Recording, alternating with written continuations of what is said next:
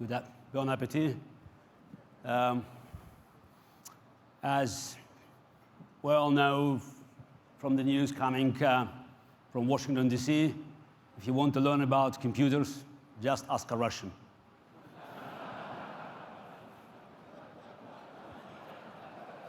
And as was just mentioned a couple of minutes ago, I had my ups and downs with computers, with a history. And talking about intelligent machines at tech conferences is the best revenge. It is not surprising that chess was always seen as the nexus of cognition. And even in the 19th century, at the end of the 19th century, one of the co-creators of IQ test, Alfred Binet, wanted to study the brains of the chess players to, as he hoped, to get to the bottom of human intelligence. And founding fathers of computer science, the great minds like Alan Turing, Claude Shannon, Norbert Wiener, they believed that when, by the way, not if, but when machine prevails in playing against best players, chess players, that will be the great moment, the dawn of artificial intelligence. I have to say they were not exactly right, but when the great minds making mistakes is also quite instructive. Now, my own history of playing the chess machines, entering the field, dated by this day, in June 1985, in Hamburg, Germany, where I faced 32 of chess computers. I bet some of you must still keep this piece of antique, these chess computers that could only play chess. And I faced 32 of them, provided by 4 leading manufacturers, 8 best models each. It's a classical cycle for, or circle actually, for a chess player. You go around, you play your opponents. The moves have been executed by humans, but the ideas for the moves have been generated by the machines. I won all the games in that simultaneous exhibition, 32 to nothing. Now, most important is that nobody was surprised that I won all the games. So it was taken just as something natural. So because machines, they played some kind of chess, but it was not very impressive. When I look at this picture, it reminds me of this golden age of human-machine history. Machines were weak, and my hair was strong.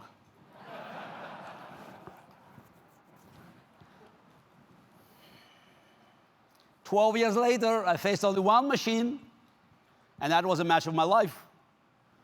Oh, I always have to remind people, it was a rematch, because we played in 1996 and I won. And you could see, that's the cover of Newsweek, The Brain's Last Stand, no pressure.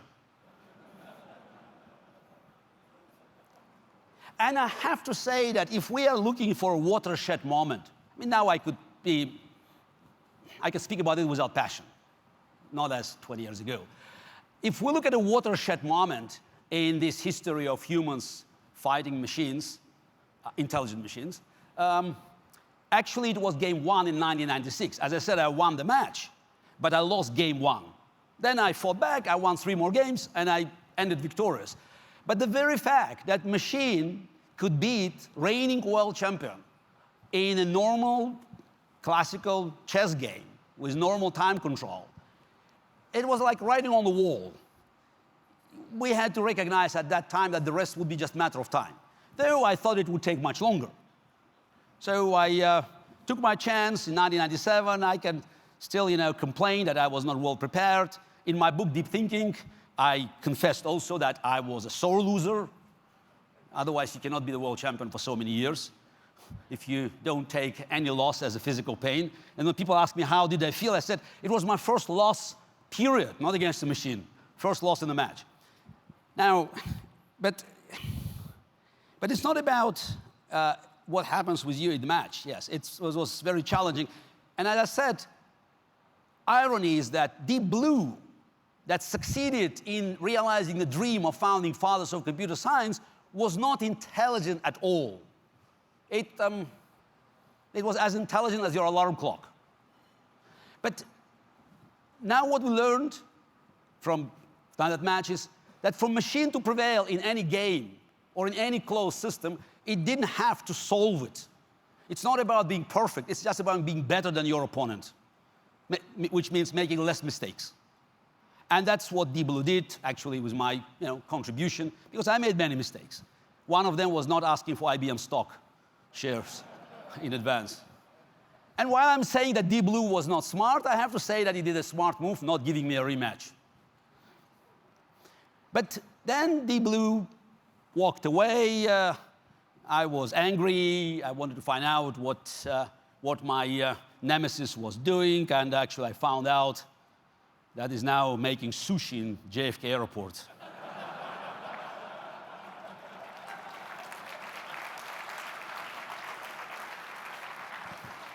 It's not a Photoshop, it's a real sushi bar in Terminal 5. I love sushi, never ate there. By the way, it's probably natural because it's quite a repetitive task. So that's what machines can do the best. And I decided, after this very painful loss, while licking my wounds, that so we have to move forward. You cannot beat them, join them. So what about, I thought then, merging human qualities like imagination, fantasy, judgment, and machines' brute force of calculation, machines' memory. Could it be the best chess game ever played? So I came up with a concept that I called advanced chess. Humans plus machines versus other humans plus machines. It's a long story. Actually, it was a successful experiment. But what we found out, and what actually proved to be the case in many other industries, that the combination of human and machines could be successful in not if you have the best expert, the best mind, the best talent, supported by the most powerful machine. But interface was a decisive factor. What we know, not just from my observations, but from real games played in so-called freestyle chess on the internet, is that relatively weak human expert, chess player, working with relatively weak computer, but having a superior interface, will always beat a stronger expert, a stronger human player with a more powerful machine, but with inferior interface. That's a very important lesson just for us to recognize, because we keep expanding our relations with machines, and the story about interface, I believe the importance of that we learn from the game of chess, using chess as the laboratory for just finding new ways of this collaboration. That's, I believe, was the best lesson. Now, I've been thinking about the results of this collaboration, and I wanted to understand, so I'm looking for some philosophical background, and as happens often, I found it elsewhere. So not in the science, not in chess. Came from art. Computers are useless, they can only give you answers. Sounds like a paradox, but then I realized that's it's a real piece of wisdom, because Picasso was a great artist. And to stay on top, you have to reinvent yourself all the time.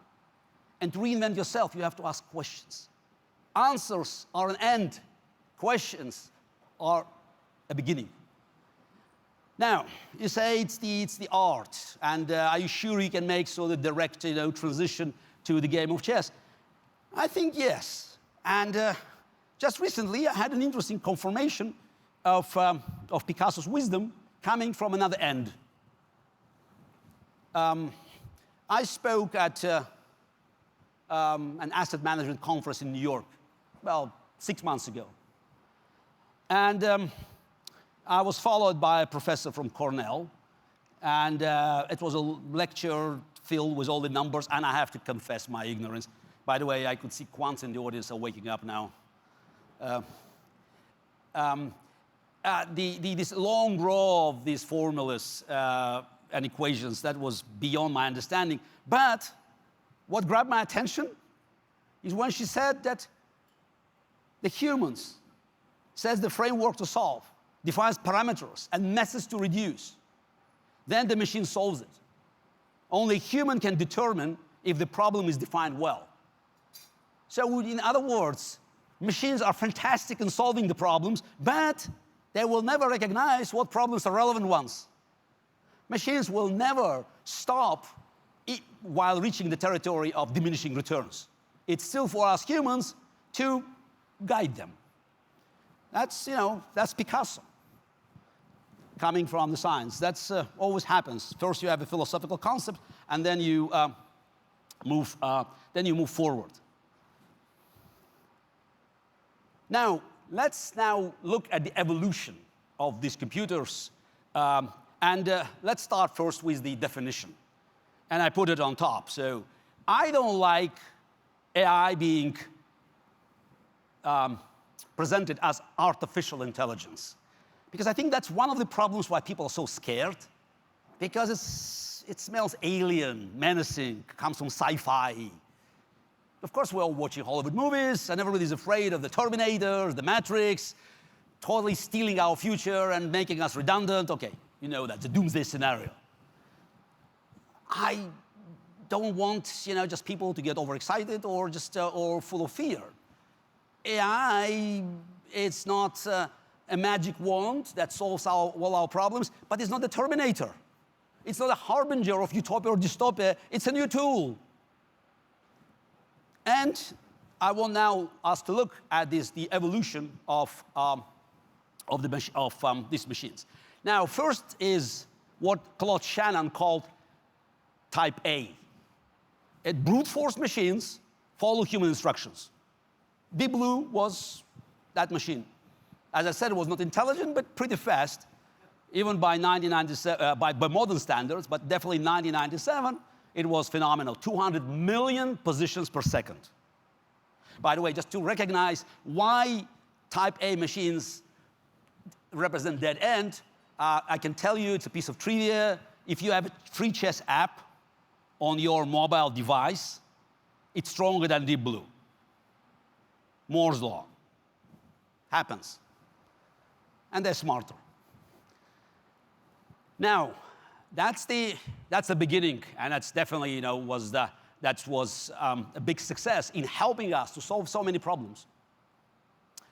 Now, the next generation is what, again, going back to the founding fathers, that's what they called type D machines. Smarter machines, they partner with experts using superior processes. That was a dream. This kind of a machine, according to the expectations of Turing and Shannon, had to be the winner against the world champion. Actually, it was not, because these machines, it's an intermediate period, but they're not really making huge progress because they fail to emulate human thinking. Still, we have this stage where it's not about machines that are just doing this human job, by emulating the way we make decisions, but those are the machines that can work with humans. That's the next level. I would call this stage centaurs, humans and machines. And now we move to the future. It's a new wave, next generation. I call them type C, though it's not a scientific term, I have to apologize. It's a new generation of machines. They don't need human data to be downloaded into them. As a matter of fact, all they need is for us to ask questions, for us to define the framework, to ask them the right question, and just to put them at work. I would call this new hybrid human-machine class, it's and the humans that are part of that is shepherds. because we are guiding them. So just imagine the picture that the shepherds are guiding their AI flocks and nudging them towards the richer pastures of data, harvesting the knowledge they produce. Oh, looks amazing. So some people think it's scary. It depends on the angle of the observation. But it's, it opens us new questions, but obviously a lot of people will hear that and say, so what's left for us? So from what you said, Mr. Kasparov, we would belong to some few, some remaining decimal points. The answer is yes. So what's wrong with that? Because there's one of the big mistakes. People expect machines to be perfect. Machines will never be perfect. They can never reach 100% perfection, which means there's always room for us to channel this massive computer power in the right direction. And I want to, so just to bring this as another element of this human-machine relations, it's that smarter tools, they empower humans. Just look at these kids. By swiping their finger, in few minutes, they can be more effective than any of experts 20 years ago, spending days, maybe weeks, trying to program something. Bad news? I think it's good news. There are so many new jobs that have been created because of the progress, and again, you hear people saying, yes, new jobs, this is this phenomenon, but so what can we do? So all these jobs will benefit younger people. So what is about my generation? I just turned 55. So should we, look into the future with fear and without any hope? To the contrary, more sophisticated machines can make it easier to work with them. And that's quite an irony, a paradox of progress. Maybe we don't have to be as savvy as the younger kids to learn how to code. You don't have to code. Maybe you don't even have to swipe your finger. In the future, maybe you can use your voice. I think we can talk. And also, just reminding you about the Type C machines, a new generation of computers, I think it's important to recognize that at one point, they will require our knowledge, our wisdom, our guidance. And that comes with an age. So I hope I make some people in the audience more comfortable. Since this conference about making decisions, so I thought it will be a very good moment to bring almost forgotten book of the founding father of AI, Joseph Weizenbaum.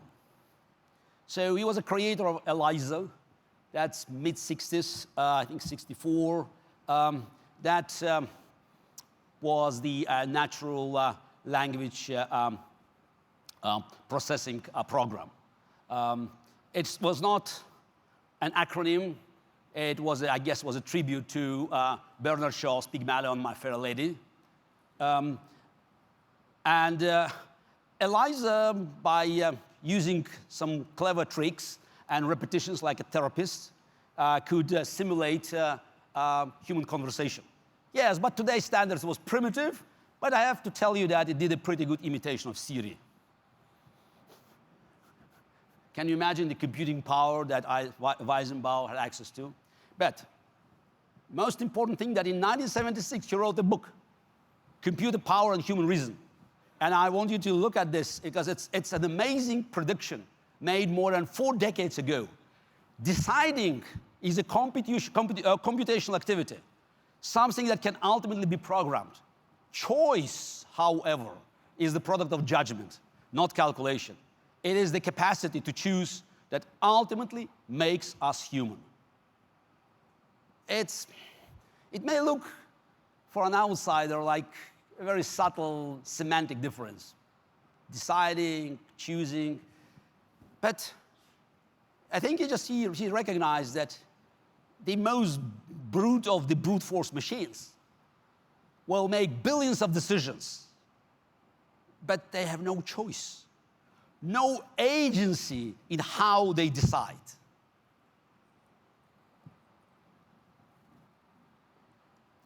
it was clear distinction between machines' ability to make progress and machines' limitations.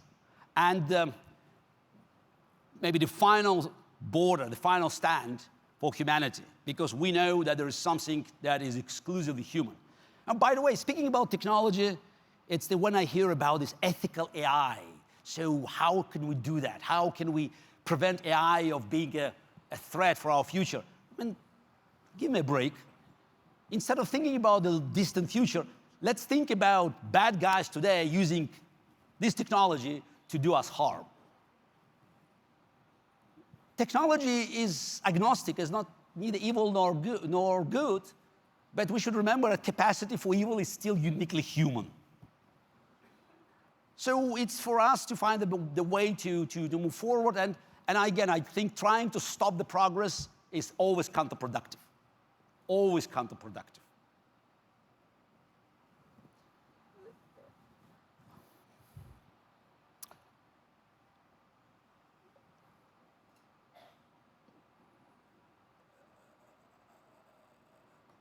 I want to switch to this image. And since we talk about Hollywood all the time, and Hollywood has been used for this negative dystopian image of the past, of the future, sorry, I thought that would be a good break at the end.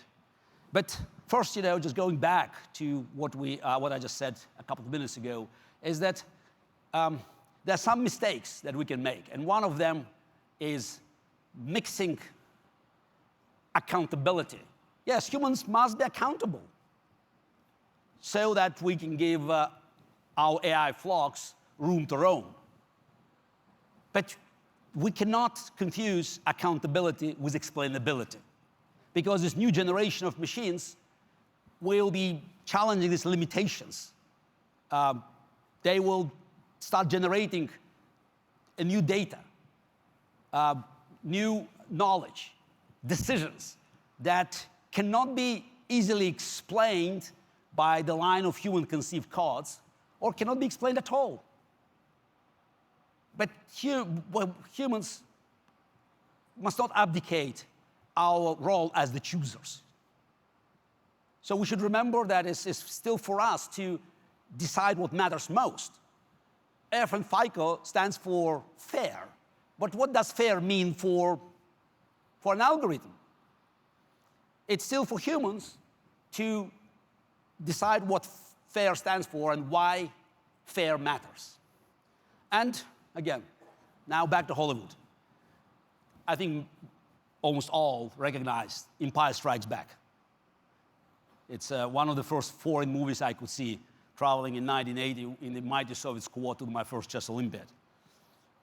I think it's a very interesting moment, because though it's a sci-fi, and I was critical about sci-fi, actually it reinforces my point of view. Because if you remember, this moment is Han Solo has been trying to escape from Imperial Guard and took his ship into the spaceship into the field of asteroids. And C-3PO in a squeaky voice is telling him the chances of surviving in the asteroid field are 3,720 to 1. The answer, very philosophical answer, never tell me the odds. Now, what is ironic about this picture? They're both right. Was C-3PO correct in making this assessment? Absolutely. Machine always know the odds. Was Han Solo correct telling him, just go to hell, basically? Absolutely. He was also right, because what was the option? The option was to be caught by Imperial Guard. Maybe technically the chances were not as bad. Maybe it was not 3,720 to 1, but 1,000 to 1. But any human will understand that there was a zero chance to survive. So this is something that's where, again, this is a very subtle line. Machines will provide the odds. Machines always know the odds. But it's for humans to make the ultimate choice. And I think that this is quite a unique moment where we can see this distinction. Now, some people say, oh, this is the sci-fi, this Hollywood, I mean, forget about it. So it doesn't happen in real life. Are you sure? Let us just imagine the following situation. You have your e-wallet connected to your computer, and machine knows everything about your finances, and everything, about your salary, about your bonuses, about your mortgage, whatever, just full information, and it always gives you the best advice. You're in a store looking for a gift, an expensive gift. You're about to make a decision, and suddenly machine just, okay, with a Siri voice, whatever, is telling, oh, no, that's you are off the limit. Now, is machine correct? Absolutely. Now, can I make a slight alteration to this hypothetical situation? You have your son, daughter next to you, and it's a birthday gift. For machine, it doesn't change anything. It's still expensive. For you, it may change everything. And it could be anything. It could be a good family, happy family. It could be a broken family. You could spend time with one of your kids. We can come up with billions of variations. But at the end of the day, it's still for us, for humans, to make the right choice. Machines can help us to be balanced and just to be more accurate. But at the end of the day, it's for us to decide what matters to us most. And the bottom line is that the human ability to perform any particular task will inevitably be surpassed by a machine. I can attest to that like no one else on this planet. But we should take it as good news, because it's a safeguard against stagnation, because we will be always forced to look for new challenges. Our old machines, they made us stronger by doing the physical labor. They made us faster, capable of circling the globe and rocketing to the moon. Our new intelligent machines will make us smarter. We're not going to be replaced. We will be promoted. So, don't be bold. Remember that it's for us to make all this difference. And in any situation, whatever happens with the progress, no matter how powerful machines are, we will always need human experience, human questions, human relations, and human leadership. Even in a world where machines will be making more and more decisions, it will be still for humans to do the choosing. And to choose is to lead. Thank you.